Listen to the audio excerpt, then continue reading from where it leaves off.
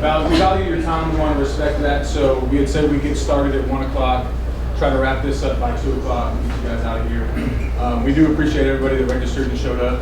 I want to thank the people at my office that did this event with me: Taylor, Val, Bill, Briggs. Where's he at? Steve in the back. We also had 2 sponsors. First sponsor, Ashley Brown with Connor Insurance. She's back here in the corner. We appreciate you helping with the sponsorship there. And then Chris Markham with Markham Inspection Services. He couldn't make it today, but we wanted to thank him as well. Their information, contact information, was on the link you registered. So if you need either insurance advice or a new person to put in your pipeline, obviously Ashley's here and would love to help out with that. And Markham Inspection Services will also be somebody to look into as well. So I'm going to introduce Alex just real quick. Friend of the company. I've known Alex now for 5 years since I got into the mortgage industry. We had a sales meeting where our boss, John Murphy, said, get an event scheduled, have an agent talk, invite your agents to come and learn from him or her, whoever it is. And we all kind of said, Alex Montagano is the guy. Let's see if we can get him. He was nice enough to give us time today and come to present to you and try to give you some ideas and strategies on how to still be successful even in a changing market. And so I'll let him kind of tell his background story. Again, thank you for coming, and we really appreciate you guys. Well, thank you guys for coming. I was telling some of the folks earlier, this is the first time I've ever spoken in front of a room like this, so I appreciate all of you guys coming, the opportunity from MJW and John and everybody else, so thank you for that. So some of you in the room I know, I've done business with, and then some of you guys I've never crossed paths with, so I'm excited for the opportunity to meet you. And if you have questions after the event, feel free to text, email, reach out, whatever you guys need, and we're happy to help however you guys need. So a little bit of background about me. I started in the industry in 2012. Interest rates were 4. We were coming out of a recession. Houses would sit on the market for 30 to 45 days. It was nice. It was easy. You could have a life with your family. You could have fun with your friends. And your real estate business wasn't all encompassing of everything you did. Fast forward to now, and things have changed drastically. We've ridden a wave as realtors that has been very fortunate. It has been fast, it has been changing, it's been dynamic, but it's been opportunistic if you took advantage and you worked and you cared and you did the things that matter the most. And so when you say things like that, we often sit and wonder, what are the things that matter the most, right? So I'm going to ask questions, I'm going to make this interactive. If we blow past the topic you want to talk about, raise your hand, stop me, grab somebody. The more you guys interact, the more we're going to learn, the better this is for all of you guys. And that's the point of this. This isn't for me. I was somebody that forever, when I started in the industry, I ran my business with the idea of don't look at my homework. I'm going to build my own business. I don't want anybody to know how I'm doing it because I don't want it to be replicated. And as I've grown and gotten older and more mature in the business, I realized how important some of the relationships are and how fast you can advance your business by surrounding yourself with good quality agents in the industry. So without all of you, I don't get the opportunity to do this today, and I don't get to leave with the opportunity to build lasting relationships with all of you. So the more we interact, the more we do, the better this is for everybody. So I have a couple questions for you. What are you hearing about the market right now? And anybody can jump in and ask, and you can all yell at once and say, it's great, it's awful, it's fast, it's terrible. Somebody jump in and say something. It's cooling down. It's cooling down. What else? It's correcting. Correcting. What else? Buyer's market. Buyer's market. The rates suck. The rates suck. Date the rate, right? That's the new one. Yeah. What else? Sellers who still have a strong closing market because we have a lack of inventory. Lack of inventory, sellers position strong. Awesome. So all of those things, some are positive. You have a seller that believes that the market's strong and they're postured correctly. Maybe tough to work with some of the buyers that exist in the market right now. Notice that inspection negotiations are a little more challenging than they've been. Throwing money at something to make it go away doesn't exist anymore. there's limitations and regulations with lenders that exist. So there's some positivity to those conversations, and there's some negativity to those conversations. What else are you guys hearing? It's basically the one word is just fear on both sides of the fence. You know, buyers are fearful it's not the right time to buy, sellers, same thing, it was just the right time. And the media's not helping by saying how really bad things are, so I would sum it up just fear. Fear. All right. And so, go ahead. But what a lot of the agents that got into the business, I would say since 18, don't understand is the market's been correcting since May. And when you're doing a market analysis to put a home on the market now, when you're looking at that information from sales that happened from the first of the year up through, let's say, July, actually, those are not a true indicator of what the pricing is really at this point. Sure. So they're overpricing their homes, therefore they're thinking that, oh my God, the market's terrible. And then they're telling the sellers that they're in a position of power, and my neighbor sold my house in 35 seconds, and I was a buyer on this house, and I paid $800,000 over list price, waived an inspection, gave up my kidney and my kid, and I'm a single guy with a dog, right? Yeah. Yes, right? So the question falls, all of those things are ancillary, they're secondary, they're out there. They are conditions of the market. But the question that I have for all of you guys is, what things do you do different today that you did not do or did do in May, in January, in 2021, in 2019, in 2020 when the pandemic hit, in 2016? So somebody give me some things that they're doing different today, some things that, John, you start the conversation and say, our leader at MJW said, you guys need to host an event. Okay, here we are. So there's something that we're doing that we may not have done 60, 90, 6 months ago, right? So what tasks are we doing differently, I would ask all of you. So somebody jump out and say what you're doing differently, and everybody feel free to share. First prospecting. Okay? Open houses, oh baby. Open houses on a Saturday, on a Sunday, on a Thursday night, on a Friday, more times than we've ever seen, right? What else? Calling every agent that shows your listings. Asking for feedback. You're not yelling at somebody for breaking the key anymore, right? It's like, oh yeah, whatever you need, can you write an offer? What else? I think you have to have more frank conversations with your sellers. I don't know that we're doing anything different as far as like staging and the marketing. It's pretty much the same. It's just that it's stressing to the sellers that more important than any time before in the last couple of years, that house needs to be built. And then you're probably going to get a good result. It's not that, hey, I'm not going to paint my purple room neutral. Yeah, you are.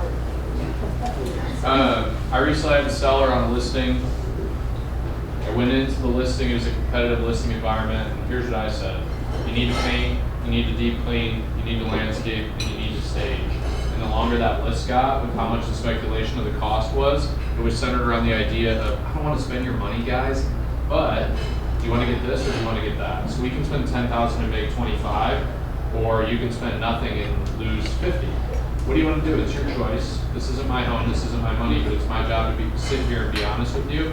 And I'm confident that another agent will come in and tell you that you can get more for your house, but I live around the corner, I've done this for 10 years.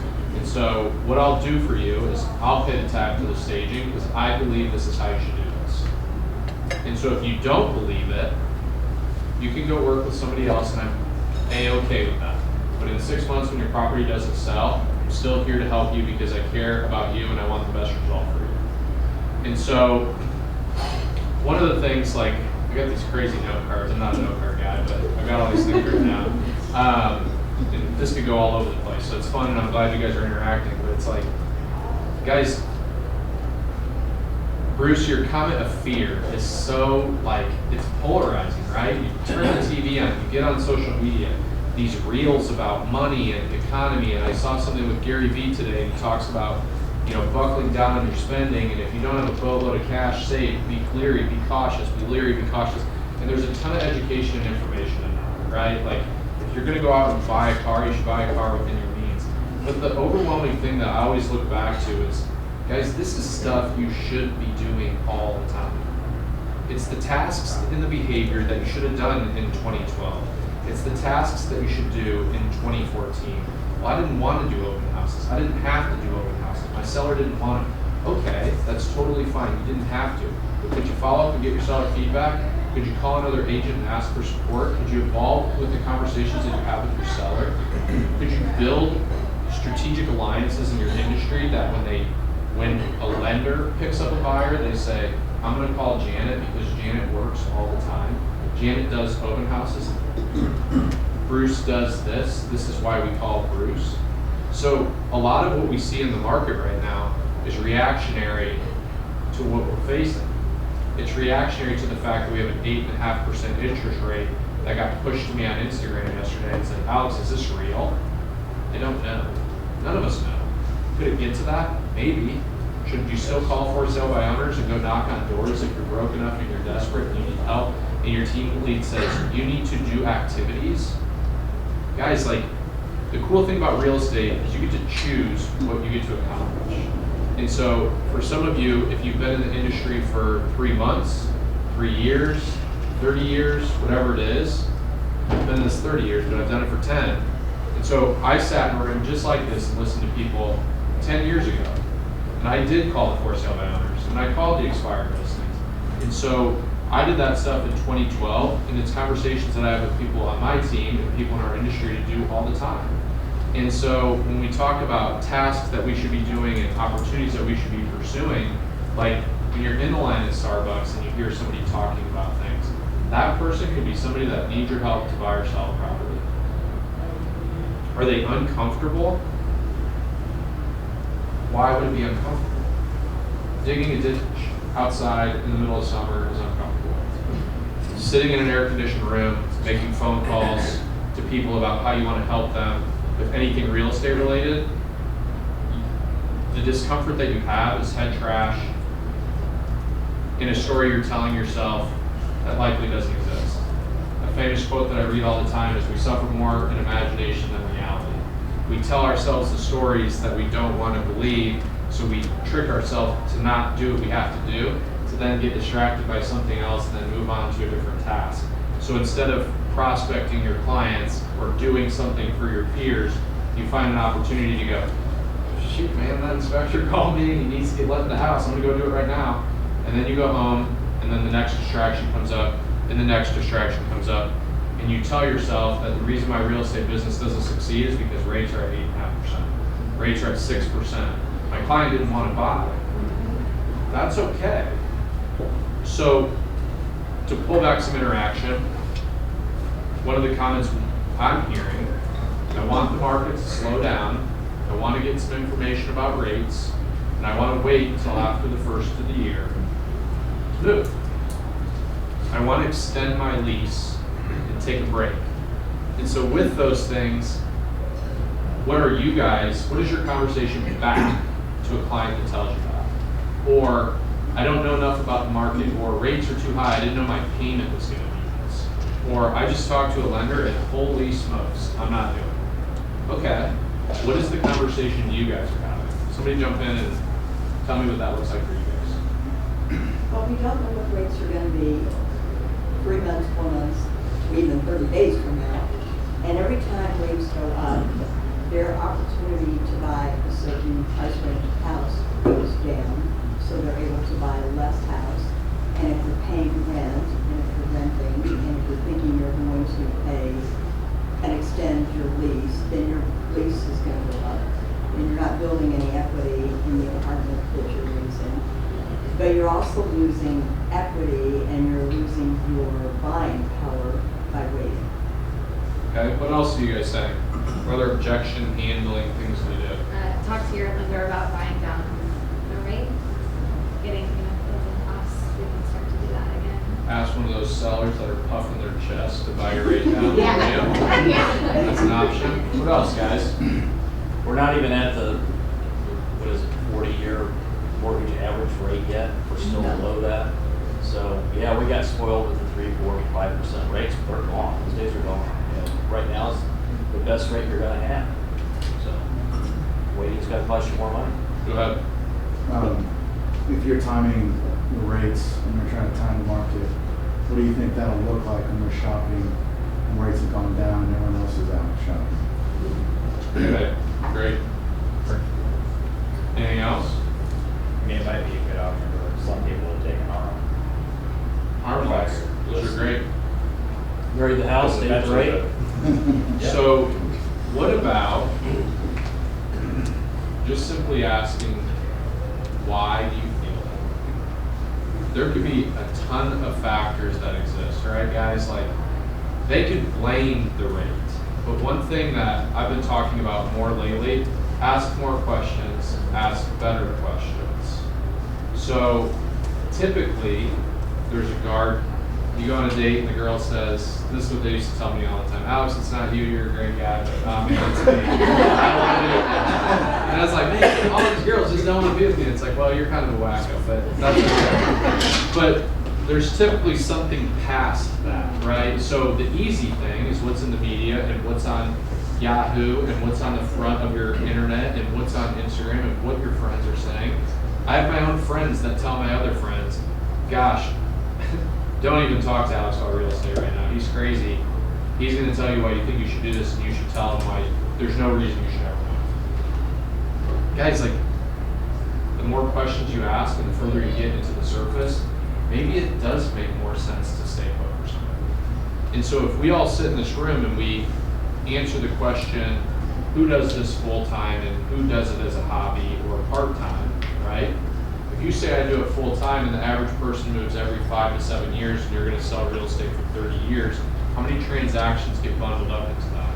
So if they buy a house every 5 to 7 years, let's just say 7, that's 4 buys in 30 years, but they got to sell 3 houses to buy 4, that's 7 transactions with an average sale price of yada, yada, yada, yada.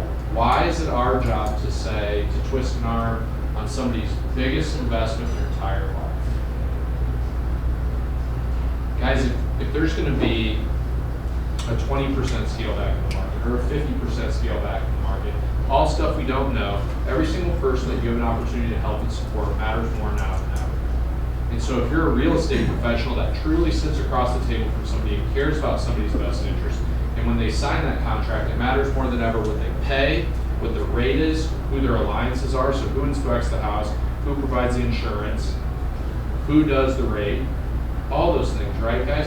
Why are we the people that get to say, yeah, but man, you should really look at this, date the rate, you know, like, date the rate. How do you know? How do we know that rates aren't going to 10? How do you know that rates aren't going to just flat at 7 and be 7 till 2 elections from now? We don't. We think, we hope, we look back at past information, but if we're not at a 40-year average and we're still below that, how do we know? So are we really providing the best data to these people? And if those people come to us and say, we trust you with the biggest decision in our entire life, but I just want to hold off and rent, how do you think that person's going to feel when you say, why do you want to rent?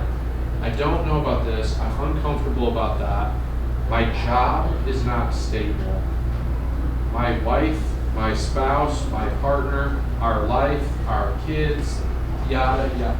It may just be better to say, oh my gosh, I had no idea, I'm so glad you told me. I'm here for you. Can I actually get your email and your home address, and we want to make you a part of our client campaign that we work with all the time. You may not move today, but at some point when you do move, I want to be there to support and help you. We deliver, my team, and I've done this for 6-7 years, I did Thanksgiving pies every single year. And it started out where I did an event and I had people come to the event. And I would get 40 to 60 people, and I think everybody just came to get a free beer. And they come and I had 5 minutes to talk to them, they'd grab a pie, they'd get a beer, and off they'd go. So then I started thinking when the pandemic hit, how do you evolve this to reach more people and have greater output based on how big the client base that I had was. I'd get 40 to 60 people to come. I had a database of about 200 people, past clients, friends, family that I wanted to reach.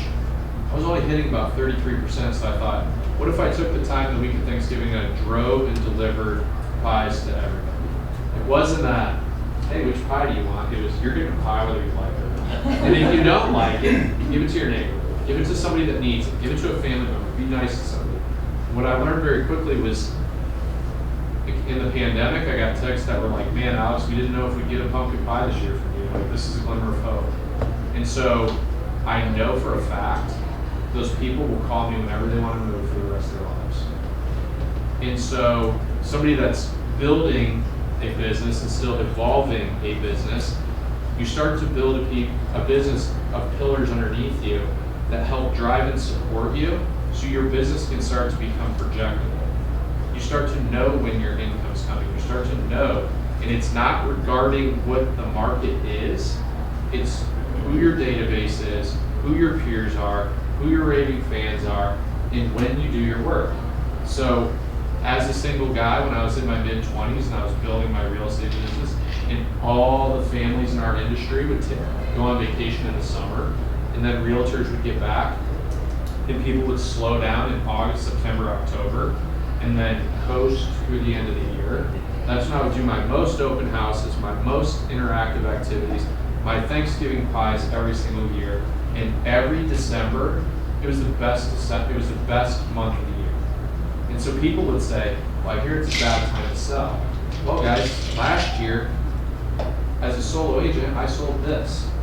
Here's what I noticed. If somebody walks through a house in December with snow on their boots and a jacket that's heavy, and they walk into a hot box and they're sweating when they get in there, it's because they have to move. And for you, if you have to put your house on the market, it's because you have to sell.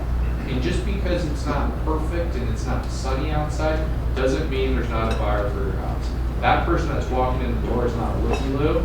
They're not a neighbor. They're not nosy. They want to buy your home, but they're not coming in. Because it sucks to show houses in the winter, right? So start asking yourself, like, your peers, your friends, why do people move? So, interaction. What are some reasons people move? Somebody go. Job change. Job change. Divorce. Divorce. Marriage. Marriage. Kids. Kids. More kids. More kids. Downsizing. Downsizing. Outside.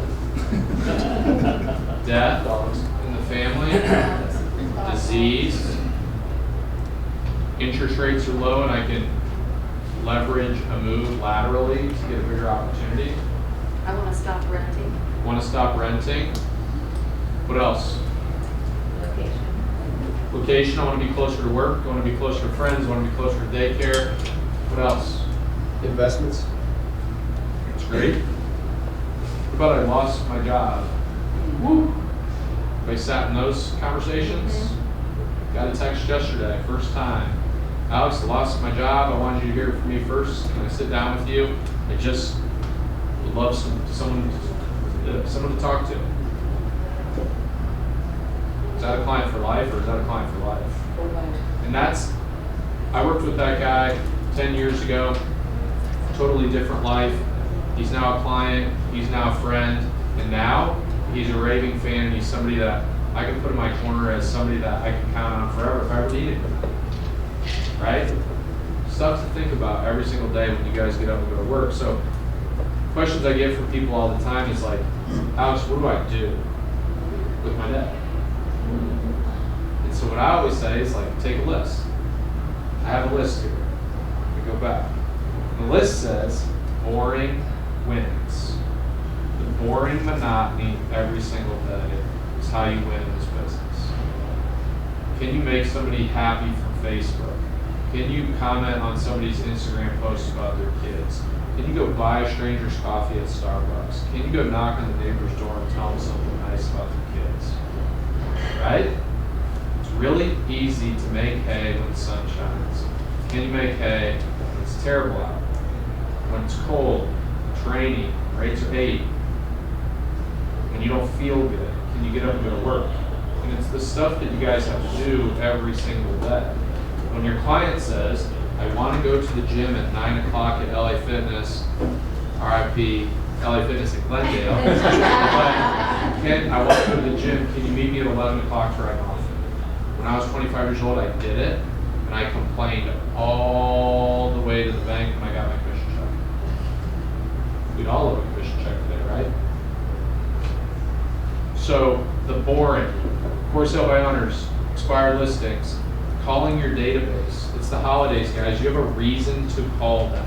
Your clients love you. Your friends love you. Your family, your people. One of the things I talked about with my team today was love your people.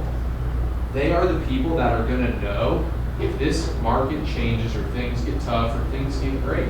They want to see you succeed. And if they don't, it shouldn't be your people. Take them off your pockets. No cookies for you. Right? Social media posts. We often think, I don't want to be in front of a camera. I've hidden from social media successfully for 7 years. Everybody says, Alex, you need to do this, you need to do that. And I'm like, I'm going to create a business without it, watch me. And now I own a real estate team, and they're like, will you please get on camera? We would really like it. It's like, okay, fine, if I don't even, I'll do it for you guys, not for me. But can you live on social media and make somebody feel better about their lives? You see somebody as a kid, can you drop a card in the mail? Can you drop a baby gift in the mail?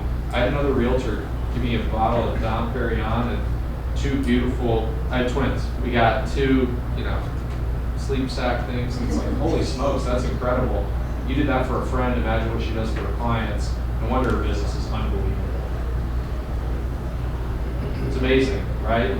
I saw an Instagram clip the other day and it said you want to trigger a realtor, ask them what the easiest way to go get businesses, and the guy talked for 30 seconds about how easy it is to go knock on a bunch of doors.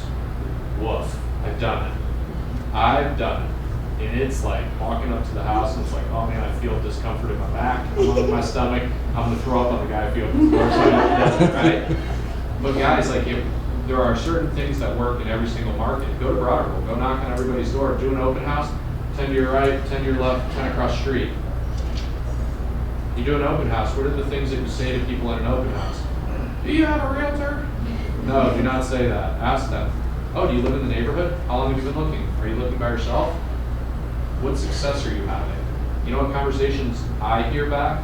I've had a realtor, they're unavailable, I can't get them, I've written 10 offers, I'm failing, I don't know anything about the market. I've gotten offers on properties that the agent thought the market was what it was 6 months ago. And I call my client and I'm like, sign this so fast, please hurry, go, hurry, hurry, hurry. Because that realtor didn't know. And that's representing your friend, your family member, your peer. Guys, people need us. People need us. And if we care and we work the industry, you can't be afraid to go out there and tell them. You don't know, so you gotta be careful. I'm here to help you. Boring wins. And so if you're brand new to an industry, you're brand new, and you say, what do? Just start talking to people. Start learning. Start educating yourself. Schedule 10 properties to go look at every single day. Go look at the 10 houses and then tell those stories to people. Yeah, this house, OfferPad bought it and put it on the market and it sat for 6 months. That's reflective of the change in the market, right? Educate people, tell the stories, sit down to lunch with peers in the industry. Some people in this room I've never met, some people I've done tons of transactions with who've been in the industry plenty of years. There's so much you can learn from everybody. Ask your lenders, how do you guys feel? How many applications are you receiving? What are you telling your peers? What does a payment look like on a $250,000 house with a 7% interest rate and a 5% down payment? What are lending regulation changes that are happening right now that we need to be leery of? The more effective you are, the more content you can push out, the more effective you ultimately become, right? Quote I saw recently, if you want to be the greatest in your industry, in any field, you have to do more tasks than anybody else. He said, do more reps than anybody else for a longer period of time. And we all go to sports, right? And it's like, what sports people? And everyone's like, oh, Tom Brady, he's the worst. Tom Brady shows up to work every single day. Kobe Bryant shows up to work every single day. Just happen. best answer from. Right? Because that's apparently a hard thing in our industry to do. So, who has questions? Who has things to provide? Who wants to talk? Somebody else jump in. And what are you guys struggling with? What are things I can help with? What are objections? What are conversations? Keep the momentum of the conversation. I got one I just ran into. Sure.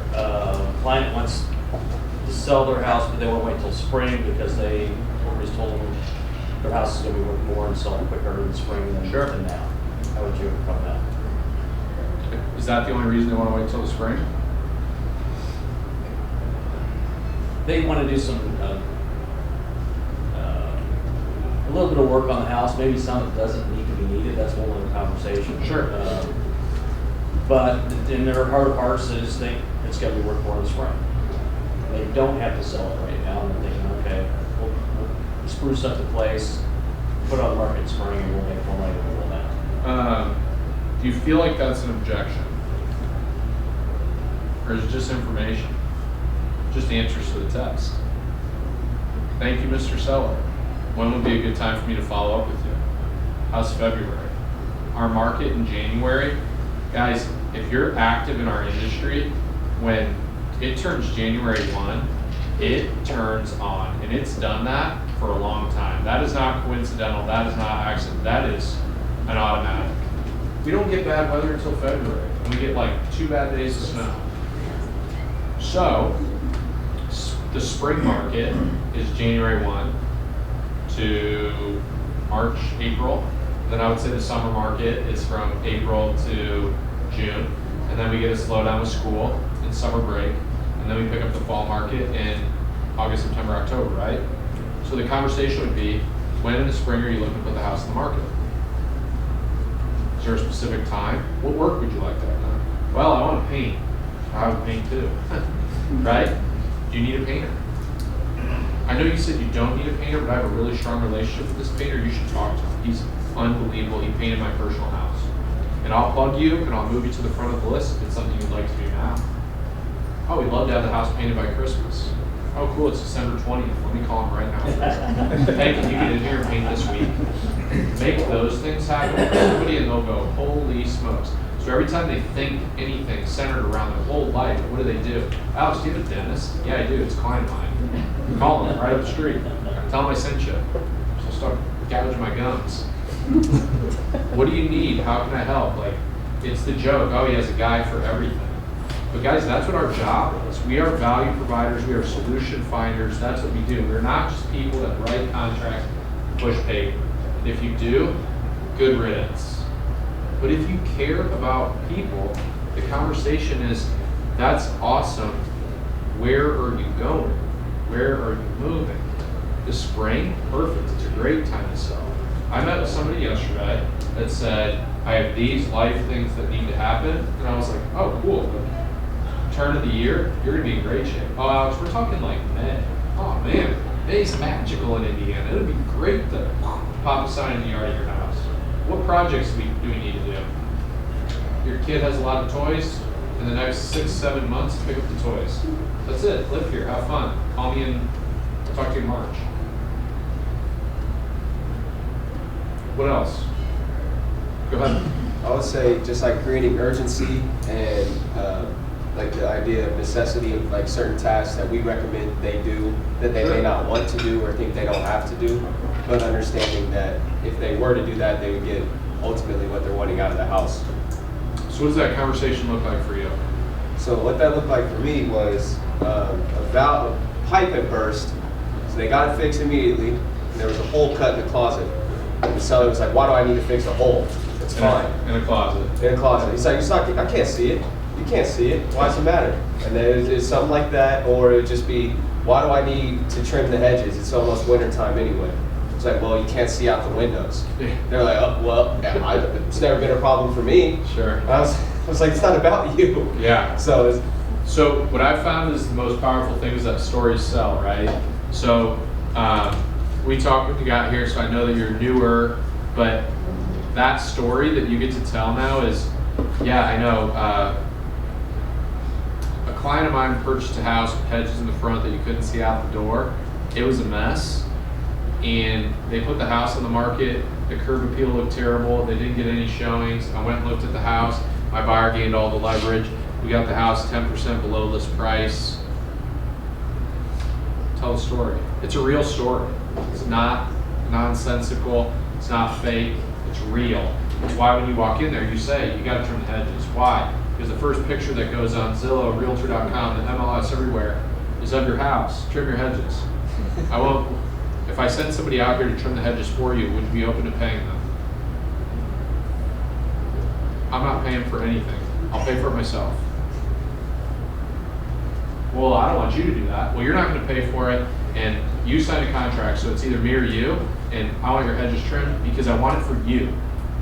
Because I want you to get the most money possible. And I want you to sell your house faster because I care. That's why people hire me, right? And then he says, well, that's awfully nice of you. I'll take care of it. Can you send me your guys' information? The easy thing, all right, fine, we'll see. We'll see. Famous last words. 90 days on the market. What else? What other objections are you guys working through? What other conversations are you having? I have a question. Yeah. I would say right now the sales process I feel like has drawn out for a lot of buyers. Like they have more options than ever before. So versus in the past they have to move super quickly on something. Now buyers have a lot of different options. So which makes the sales process longer. So like how do you best stay in front of people throughout that process? Yep. So when I started, you used to be able to look at, you scheduled 10 houses on a Friday, 10 houses on a Saturday, second looks for everything with a decision on Sunday. Now it's like you get one house to look at, you look at one house and make a decision. So what we do is we get crystal clear about what you want. What are you looking for in a house? Tell us about what your dream house looks like. Tell us about your budget. Tell us about this. And then we educate and inform, and then we just go look. And guys, we keep going back to support and help and caring about your clients, right? And so when I started, I had a buyer I met at an open house, and 100 houses later and 13 offers, and gosh, the last time we wrote an offer and we got a counter offer, I couldn't get a hold of you for 3 days. Stubbornly, it was, I am getting a commission. I will help you forever, and I will show up forever. And you know what? Those people now come to my parties, they come to the events, they always go, Alex, gosh, we were the worst. We were so hard. I can't believe you stuck it out with us. So when you say the buyer drags things out, if we have less clients, less opportunity, less transactions, and we're getting squeezed on our end, we have more time than ever. So while it may not work for our agenda, you get to choose what kind of professional you're going to be. Are you going to say, hey, look, our initial list had 3 bedrooms, 2 baths, white picket fence in the front, and a dog for sale that you can go with the house. Okay, I got you all of that. Why are we buying this? Well, we weren't going to tell anyone, but my wife is pregnant. We weren't going to tell anyone, but we got a job change and somebody doubled my salary yesterday. Oh baby, let's up your search. Yeah, let's do it. We want more house. We want bigger opportunity. We want to buy square footage versus buying, this, that, and the other. Oh, I didn't know that. Ask more questions, ask better questions. If this continues to take longer, ask why. Why are we buying this? I used to sit this couple down, I'll never forget. We get in the living room, and I was the whack realtor that would let him sit on the seller's couch, and I would say, guys, this checks every box, $25,000 under your budget. I don't understand it. Yeah, I just don't feel it. I feel it. Why don't you feel it? I'm feeling it. Right? Ask more questions, ask better questions, because the answer isn't always on the surface, but they may not want to tell you. They may be looking at houses because they think they should be looking at houses, and they're having issues at home. And they think the house is going to fix the problem. And there's this fear of one of the peers in the family that's going to go, divorce. And then you go, oh cool, like, I'm really sorry that you're dealing with that. Now you have to. Or now it's the wife, now it's the husband. How do you support them through all of these things, right? If we're here to help people, while sometimes the timing of everything may not work to your agenda. If you have clients for life, how long is your goal to do this for? Correct. Because the raving fan that you get that turns around and goes, yeah, Alex showed this for me. He did this. He showed up every single day. Except that one time. He was too hungover, and so he called a friend to show the house. He thought we'd never buy. Right? What other questions, what other objections are you guys dealing with?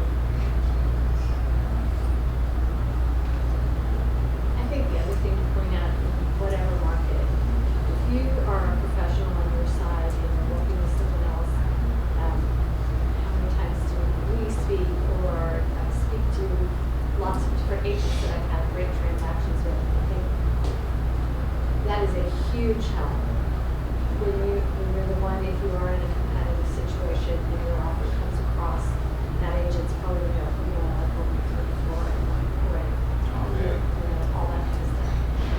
So You- say if you're looking for a property and I know you sell in this neighborhood, Alex, what do you got? It's that, it's guys, like, there's still are properties with multiple offers, right? So if you go in the house, you don't leave feedback, you can never get a hold of them, you write a nonsensical offer, and the agent calls and is like, yeah, you lost out.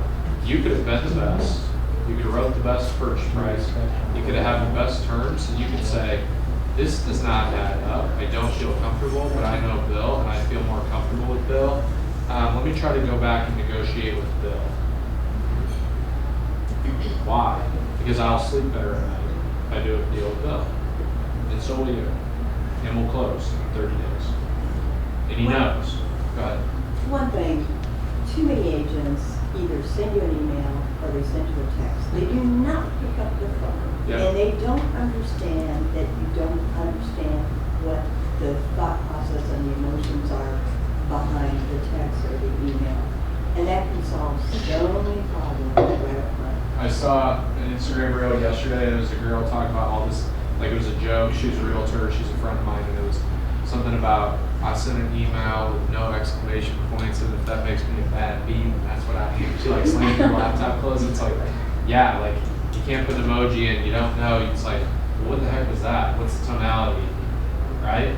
And so I talk all the time about conflict resolution, and I'm like, yeah, we're texting back and forth, and I'm like, stop, pick up the phone. Yep. Right. Pick up the phone, because something's going to go wrong in there, and then the ultimate goal that your buyer or your seller wants to accomplish, you're getting in the way of, because you're too lazy to pick up the phone. The other agent won't pick up the phone.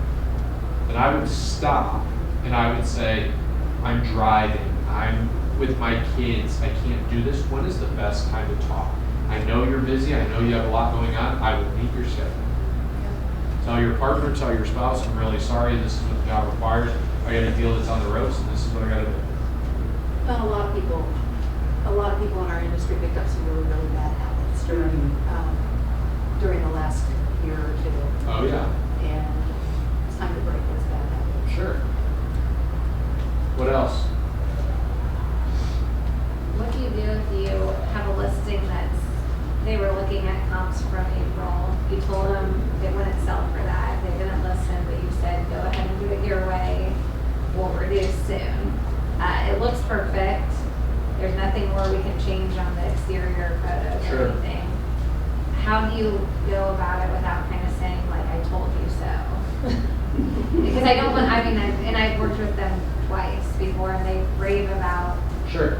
but that's because it was a different market then. Yep. And so they keep saying, well, we know you'll bring us a buyer. And I'm like, well, How long's your listing contract for? 6 months. Yeah. But they have to sell. Yeah. Say it again? They have to sell. They have to because sell. of it, they're moving on. Like, I know the backstory. Sure. Yeah. They have to sell. They have to sell. So I had a client who had to sell. We couldn't get to what we needed. I've recently dealt with the same thing. Sometimes you have to be done. This doesn't work. We're not aligned. We don't share the same goals. I'm trying to help you. Guys, also the alternative way is to go, hey, can we just sit down and chat? Because I know that you guys want to move, and I know that you want to do this, and we're doing our darndest as a team, and I'm doing everything that you're asking me to do, and I'm holding the open houses. Right. But this takes two. This takes a team. You hired me for a reason. This is uncomfortable. I hate doing this. Guys, the data that we're looking at is 4 months ago. We've had 2 showings. Your neighbor across the street penned it. Hello. Yeah. Yeah, open houses where no one shows up. Oh, yeah. Yeah. Yeah. And they think to just keep doing the open houses is And so sometimes you have to have super uncomfortable conversations. And if, look, you're not doing that because it's for you. Right. You're doing that because it's like, guys, you're not hearing me. Like, guys, the neighbor's house did sell in a day. The neighbor's house sold in a week. They got multiple offers. I need you to hang with me. Well, we don't want to reduce the price. Guys, look, we've done 3 open houses. We've done this. We've called these people. We've done this. I brought another agent through that helped price your house. Guys, hello. The neighborhood gets this many showings per listing in these price points. Use broker bay, whatever it's called. Use that, right? Yeah. Get the data and say, guys, like, this isn't me. This is the facts. The prices, you're at 500, at 450, the showings happen. I told you 465, we missed. Well, what do you think we should do?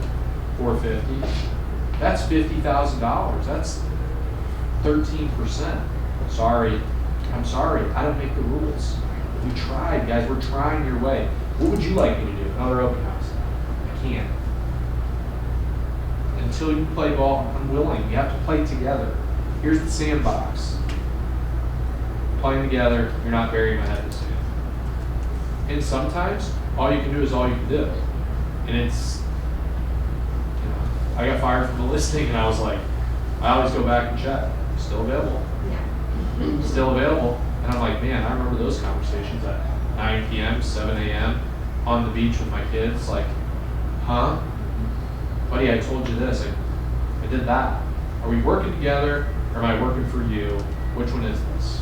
'Cause I work with people that want to work with me. Want to work together. They trust me. They look. They know. Alex can help with this. We believe that you're the person that can help us. Are we working together, or are you working by yourself? All you can do is all you can do. So if you look and you say, I've tried all these things, I've worked with them before, I love them, I care about them, they have to sell. Guys, can I bring dinner? Can we go to dinner? Can I do this? Do something you've never done to get a result that you're having trouble getting. Then when the house sells and you did that, and they are like, oh my gosh, I can't believe you did this for us. You stuck it out. We're so sorry. You were amazing. You stuck through it with us. We've sold in the best of markets, and we've gutted it out in a tough time. Thank you. That's why we know that your team is this. The other alternative is to say, hey guys, I think we're having a hard time connecting. I can refer you to another realtor that may be better to work with if it's ruining your life. Right? What else, guys? What about buyers wanting to lowball sellers right now? Yeah, we've dealt with some of this stuff.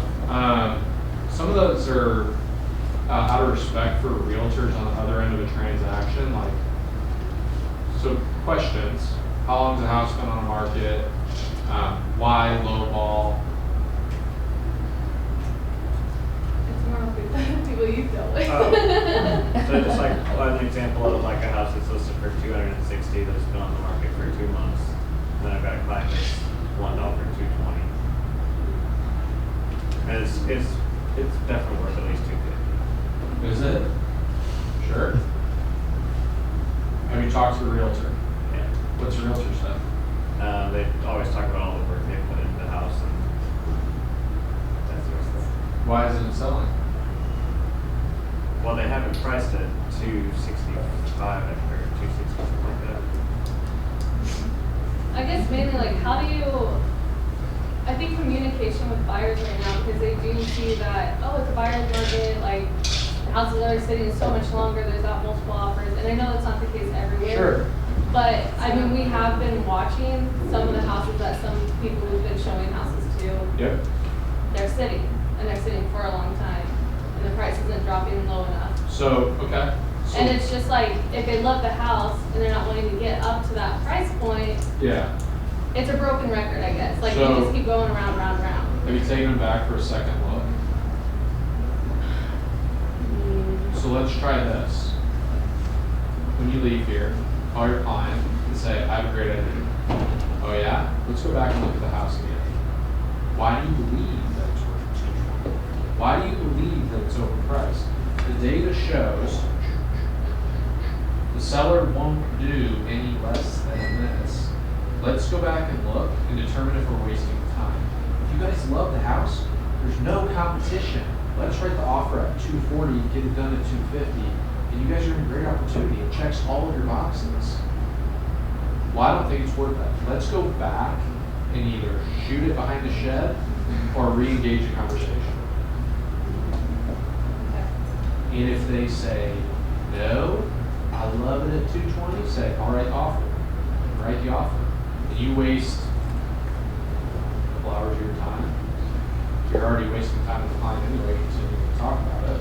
If you present the offer, the seller rejects it, and you say, I'm sorry, guys, we tried, we can keep an eye on it, we can continue to keep an eye on it, and if we don't get the opportunity, we'll go buy something else. Has the interest rate gone up since they first started looking at the house? Yes. So you can do a mortgage calculator and say, if we would have paid $260 at this interest rate versus $220 at this interest rate, that's a pretty big swing, but you get the point. It's, in the long run, it's going to cost, it could cost them more money to buy the house at a cheaper price.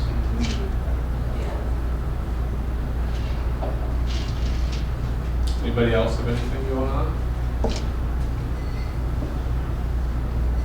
I did an open house, and sellers, while I was wrapping up, the sellers walked in, they're like, so how'd it go? I was like, to be honest, we only had one party come through. It was it was a Thursday, it was a twilight open house.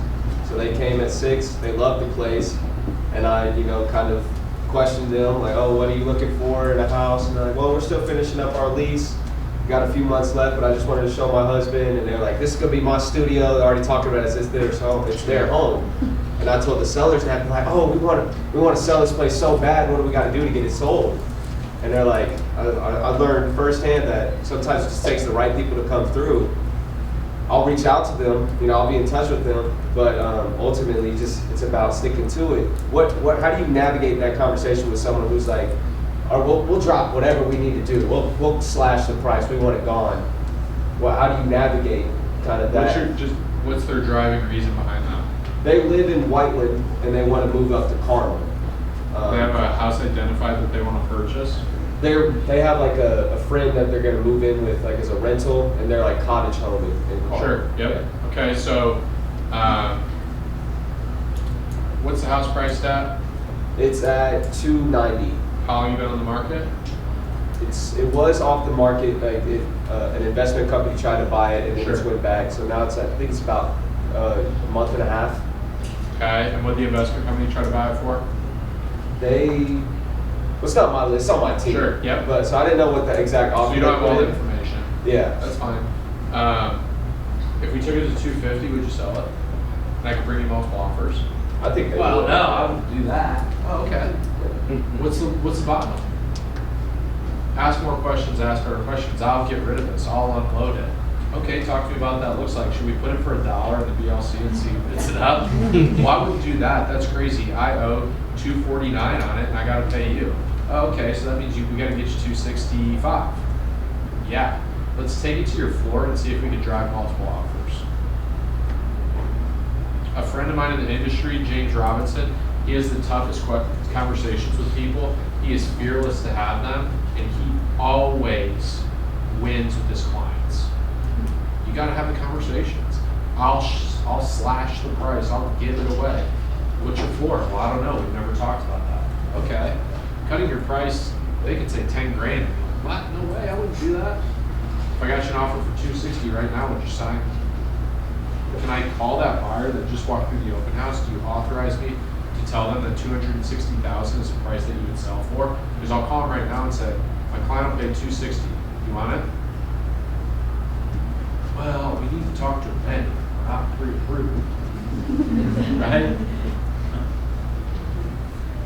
guys go back here and take anything away from this, ask more questions, ask better questions, guys. It's so important. There's so many answers that you get. The longer, the deeper you dive, the harder your conversations are. You have to be fearless to have those conversations.